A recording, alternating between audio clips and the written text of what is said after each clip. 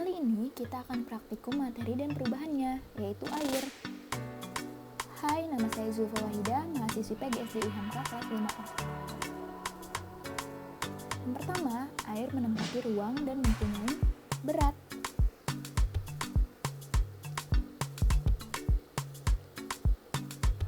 Praktikum ini dibagi menjadi dua praktikum. Praktikum pertama,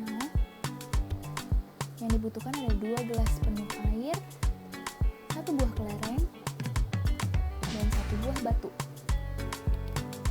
Lalu kita cemplungkan batu dan kelereng kepada masing-masing gelas, dan kita amati perubahannya. Terlihat bahwa batu meluapkan air lebih besar daripada kelereng. Jadi kesimpulannya, semakin besar benda yang dicelupkan, maka semakin besar air yang meluap.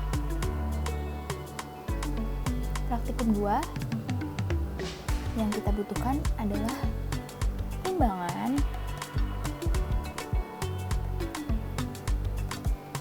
gelas kosong dan air. Pertama-tama kita timbang gelas kosong pada timbangan. Terlihat bahwa 0,3 kg berat dari gelas. Lalu gelas tersebut kita isi air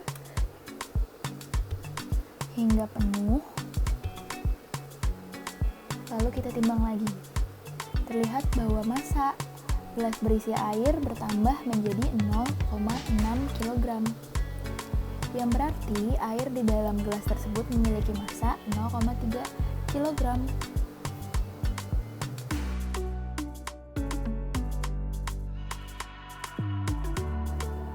Yang kedua, air yang tenang permukaannya selalu datar.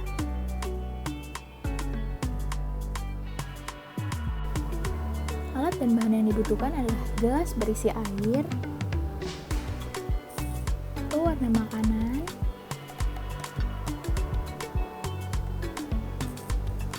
bejana serbaguna, dan jangan lupa penggaris. Saya nggak punya penggaris, jadi kita pakai kartu ATM yang ada penggarisnya. Lalu spidol jangan lupa. Yang pertama kita teteskan pewarna makanan pada gelas berisi air.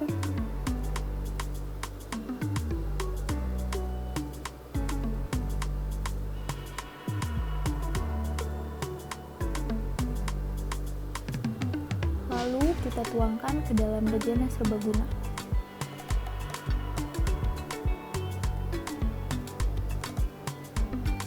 Setelah semuanya tertuang, kita tandai tinggi air menggunakan spidol di ketiga sisi bejana.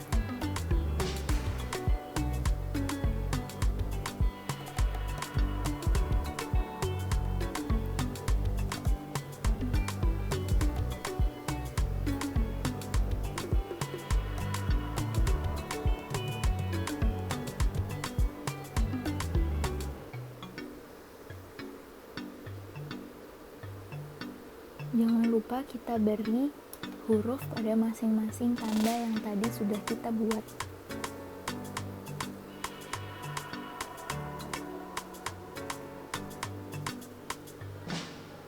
Setelah selesai, siapkan penggaris.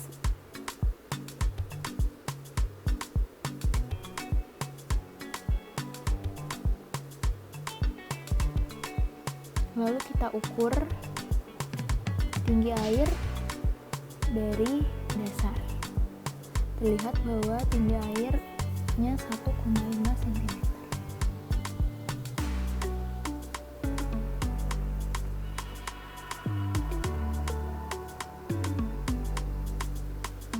Dan di semua sisi tingginya sama, yaitu 1,5 cm.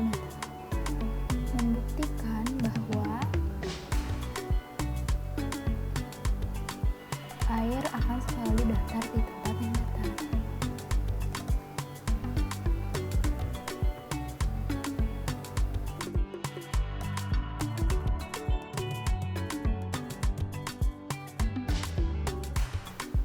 Yang ketiga, ada air mengalir dari tempat yang tinggi ke tempat yang rendah. Alat dan bahan yang dibutuhkan adalah pewarna makanan, bejana serbaguna. Saya pakai tutup. Langkah pertama yang dilakukan adalah teteskan pewarna makanan di tengah-tengah bejana serbaguna. Terlihat bahwa jika bejana serbaguna mendatar, maka pewarna makanan tetap stay di tengah-tengah bejana serbaguna. Sedangkan jika kita naiki sebelah kiri tepi bejana serbaguna, maka pewarna makanan akan menetes ke arah tepi yang berlawanan, yaitu tepi kanan.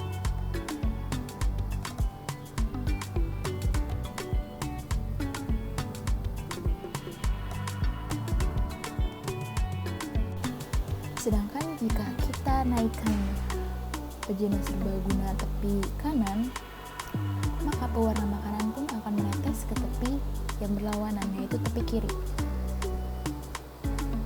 Hal tersebut membuktikan bahwa air mengalir dari tempat tinggi ke tempat yang rendah. Yang keempat, air dapat melarikan berbagai zat. Alat dan bahan yang dibutuhkan, yang pertama ada pasir, kedua ada garam, dan yang ketiga ada gula. Alat yang kita gunakan ada sendok dan 3 gelas air. Pertama-tama kita taruh garam, gula, dan pasir ke masing-masing gelas.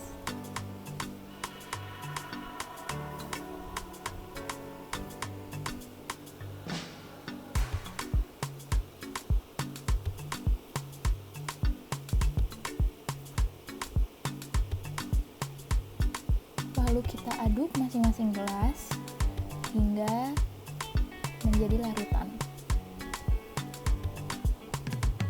Terlihat bahwa garam larut bersama air, tidak tersisa sama sekali butiran-butiran garam. Terlihat bahwa gula larut bersama air tapi masih tersisa butiran-butiran gula. Sedangkan pasir sama sekali tidak larut di dalam air.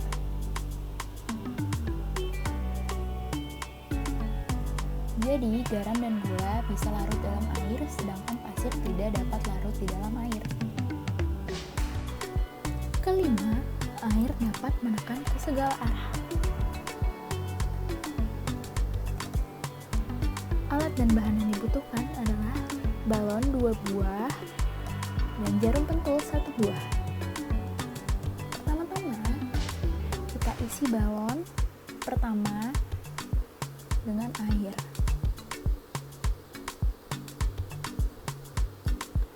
Lalu setelah itu kita tiup balon tersebut.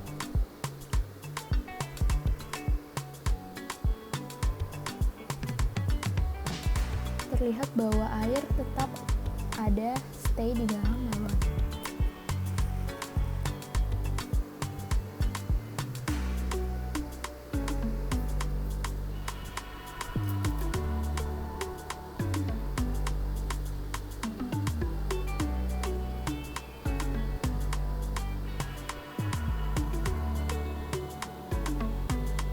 Lalu pada balon kedua kita tusuk-tusuk dengan jarum pentul.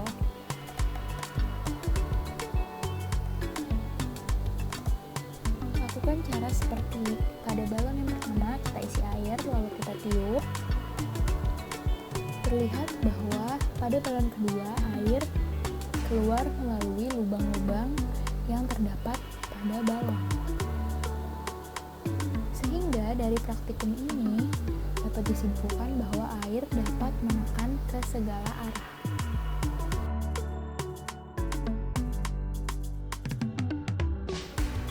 Keenam, air meresap melalui celah-celah kecil. Alat dan bahan yang digunakan adalah kaca, kain, plastik, kertas, kapur tulis, dan air di dalam 5 gelas. Pertama-tama kita masukkan bahan-bahan yang tadi telah disebutkan ke dalam masing-masing gelas. Lalu kita terlihat bahwa kertas menyerap air. Lalu kain pun juga menyerap air.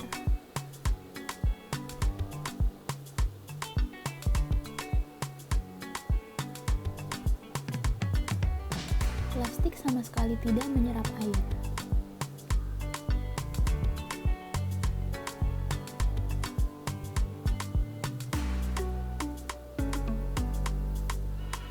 Kaca juga tidak menyerap air. Yang terakhir ada kapur tulis menyerap air. Jadi, benda yang dapat menyerap air adalah benda yang memiliki pori-pori pada benda tersebut.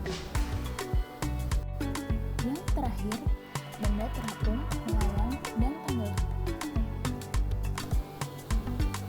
Alat dan bahan yang digunakan adalah garam, telur, dan segelas air. Pertama-tama, kita cemplungkan telur ke dalam air yang tawar.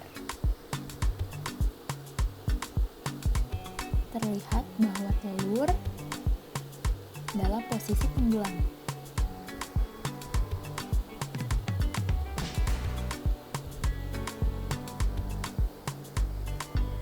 Lalu kita ambil telur yang dicemplungkan tadi,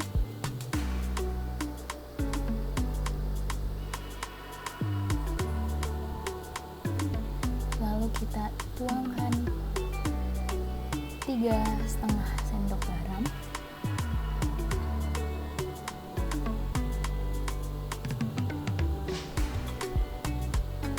lalu kita aduk hingga garamnya larut.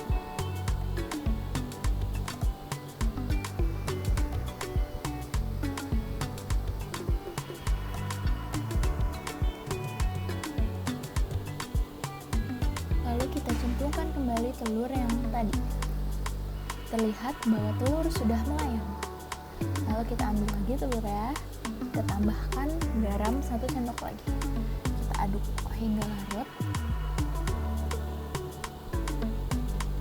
Lalu kita cemplungkan lagi telurnya. Terlihat bahwa telur terapung.